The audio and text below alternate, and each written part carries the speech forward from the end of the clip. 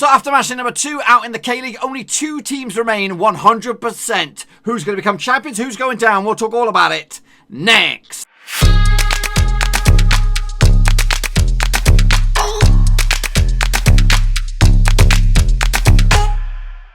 That's right, folks, back once again with another prediction show. Today, we can take a look at match day number 3 out in the K-League, and we'll get to that in just 1 second. If you're new to the channel, smash your subscribe button to get you bang up to date with all things Blackburn Rovers related, K-League related. Whoa, football here. Under one Ruski. That's right, boys. Yes, K-League returns again. Set the president out in the Far East to talk about football without the fans. That's right, another successful weekend of football over in South Korea. Did your team get on? We'll talk more about that in just a second. Big shout out to my patrons, boys and girls. Respect to my brothers. If you want to become a patron just like those powerful 8, check out the description in the links down below.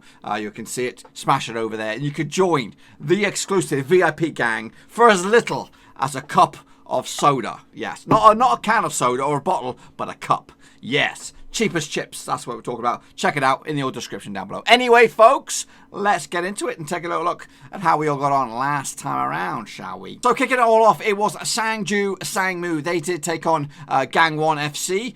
Final score on that one was a comfortable 2-0 win for Sangmu, with Sangwoo Kang on the score sheet, as long as Moon Song-min wrapping up the scoreline on the 79th minute. 2-0 for Sangmu. I actually went with a 2-0 win going the other way, so got that one wrong. Now, I tell you now, my predictions are crap. They are crap. Now, I'm still getting used to the league. I still don't know where the bread is buttered. Who are the kingpins? Who are the Manchester Cities? Who are the powerhouses? I'm still learning weekend by weekend. So next up, we saw Daegu. They took on the Pohang Steelers. That ended up as a 1-1 draw. All points, everyone happy with a point. Perhaps I actually went with a 2-1 win for the Pohang Steelers, so I got that one wrong. Goal scores on this one: Edgar on the he got the level on the 67th minute, but it's Alexander Palasovic. He had up the scoring for the Pohang Steelers on the 43rd minute. Next, so I got that one wrong as well. Pretty shit.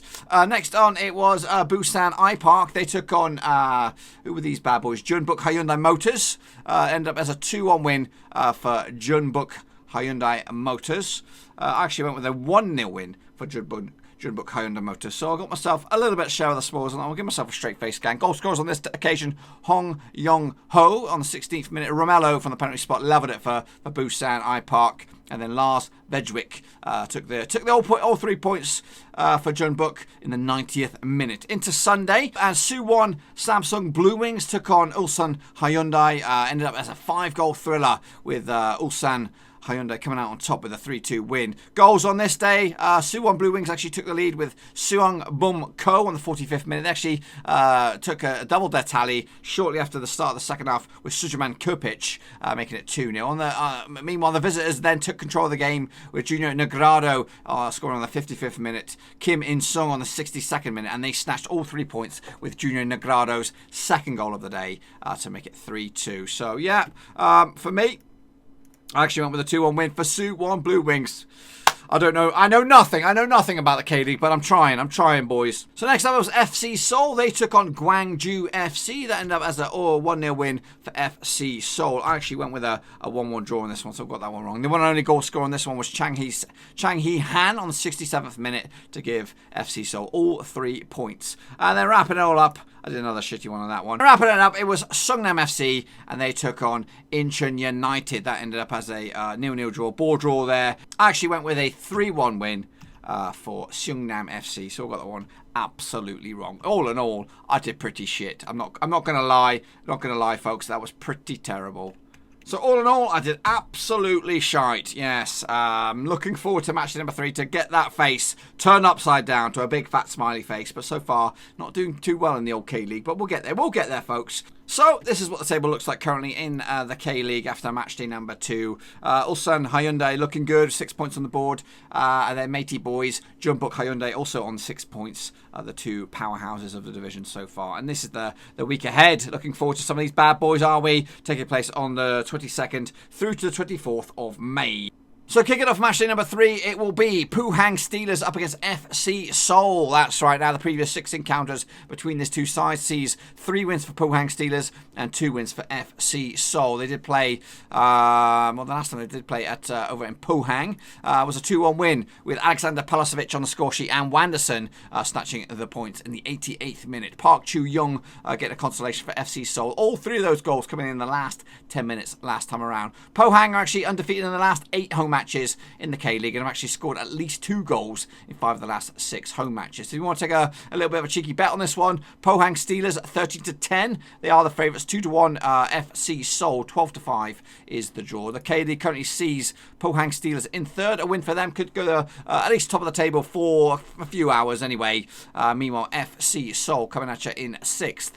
They could see themselves shoot to the top as well, pretending on goal difference. Tough one, this one, but I'm going to go with a cheeky 2-1 win for Pohang Steelers to continue their fantastic start to the season. Next up, we have Gangwon FC taking on Seongnam FC. That also takes place on Saturday, the 23rd. Let's get into it then, shall we? The last 6 encounters between these two sides sees 2 wins for Gangwon and 2 wins for Seongnam FC. 2 draws along the way as well. The last time they played in Gangwon was all the way back in March 2019. It was a 2-1 win for Gangwon with Hyung Kim on the score sheet. Kwang Hong Shin as well, getting the winner on the 88th minute. Seongnam's one and only goal coming from Hyung Sung Kim.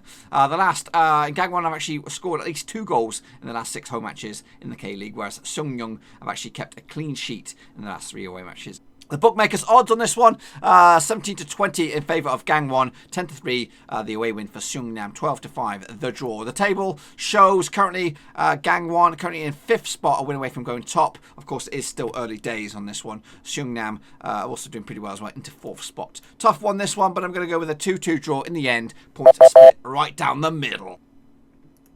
Next up is my boys, that's right, Suwon Samsung Bluewings taking on Incheon United, heading on into Saturday as well. The last 6 encounters between these two sides sees 3 wins for Suwon Samsung Bluewings and 1 win for Incheon United, 2 draws along the way. The last time they played over in Suwon was a 1-0 win for Incheon United. That was back in August 2019.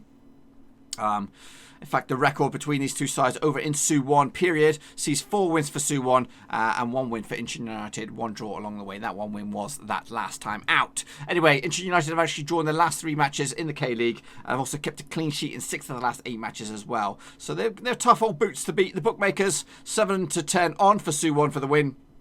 30-5 is the draw. 4-1 is the away win. The table shows Suwon need a bit of work to do. They currently find themselves 10th in the table without a win so far. Incheon United got a couple of draws to boot. Will they make it 3 on the spin? For me, I don't think so. I think Suwon will take it and get themselves a big fat win. First win of the season and get their season up and running.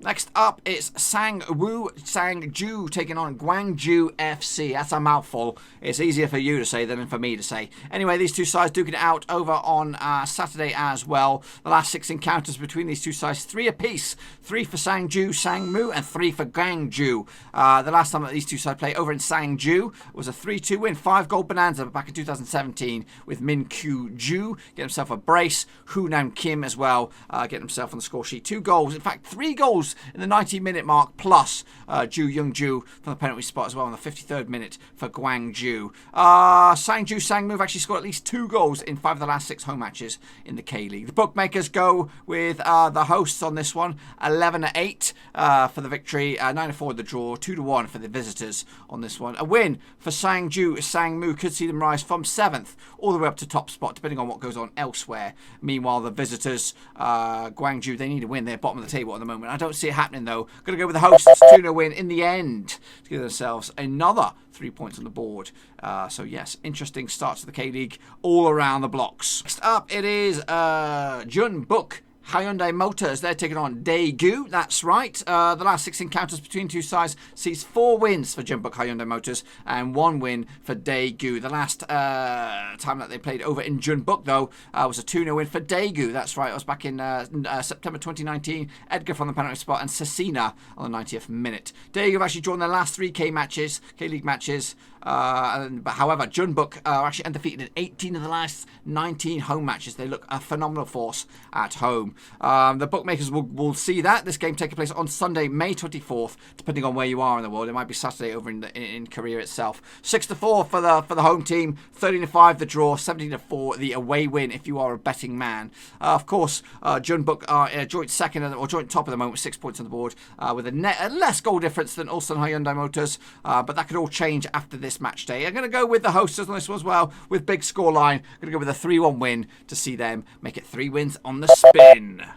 So we're going to wrap it up with the current leaders, of course. It is Ulsan Hyundai Motors taking on Busan IP. Oh, goodness. I'm still learning. I am still learning. Anyway, the last 6 encounters between the two sides. In fact, they've not played each other ever. But Ulsan Hyundai are actually undefeated in 27 of the last 30 matches in the K-League. So they're going to take some beating this time around. The bookmakers see that as well. 20-9 on for Ulsan Hyundai for the victory. 10-3 the draw. 6-1 if you want an absolute long shot with Busan IP.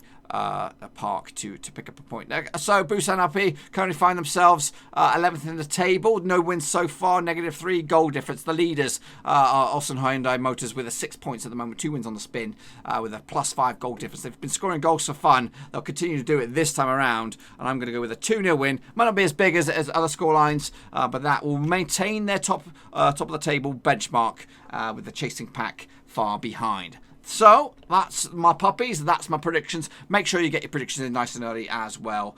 So, yeah, that's it. Matchday number 3 coming at you out of the K-League. So, if these predictions, let's just say, between you and I, these predictions would have come on in true, this is what the table would look like into Matchday number 3. Yes, look at that. Ulsan Hyundai Motors alongside Jeonbuk Hyundai Motors sitting to pretty 9 points on the board. Pohang Steelers keeping up the pace with 7 points on the board as well. Again, be sure to get your predictions in nice and early for the old K-League. Of course, kickoff times are a bit weird depending on where you are in the world.